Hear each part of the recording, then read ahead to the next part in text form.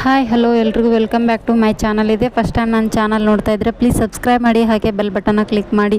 ಇವತ್ತಿನ ಸೀರಿಯಲಲ್ಲಿ ಏನಾಗ್ತಿದೆ ಅಂತ ನೋಡೋದಾದರೆ, ಸಾಹಿತ್ಯನ ಹೊರಗಡೆ ಹಾಕಿರುವಂಥ ಕಾರಣ ಸಾಹಿತ್ಯಗೆ ಎಲ್ಲ ವಾರ್ನಿಂಗ್ ಮಾಡ್ತಾ ಇರ್ತಾನೆ. ನೋಡು ಸಾಹಿತ್ಯ, ನಾನು ತಾಳಿ ಕಟ್ಟಿದ್ದೀನಿ ಅಂತ ನಿಮ್ಮ ಮನೇಲಿ ಇರಂಗಿದ್ರೆ ಇರ್ಬೋದು, ಇಲ್ಲ ಅಂದರೆ ಹೋಗ್ಬೋದು. ಯಾಕಂದರೆ ಈಗ ನೀನು ನನಗೆ ಸಂಬಂಧ ಇಲ್ಲ ಅಂತಂದರೆ ನೀನು ನನಗೆ ಸಂಬಂಧ ಇಲ್ಲ ಅಂತ ಹೇಳಿಬಿಟ್ಟು ಹೊರಗಡೆ ಹಾಕಿರ್ತಾನೆ ಕರುಣ.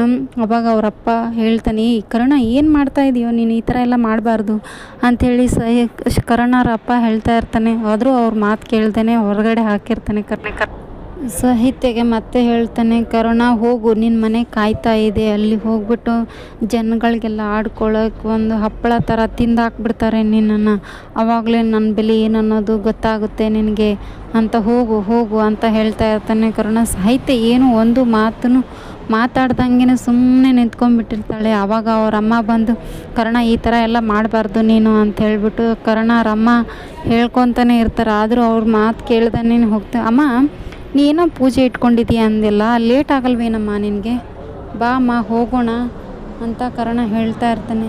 ಪಾಪ ಇವಾಗ ಸಾಹಿತ್ಯ ಏನು ಮಾಡ್ತಾಳೋ, ಏನು ನಿರ್ಧಾರ ತಗೊಳ್ತಾಳೋ ಗೊತ್ತಿಲ್ಲ, ಪಾಪ ಅನ್ನಿಸ್ತಾ ಇದೆ.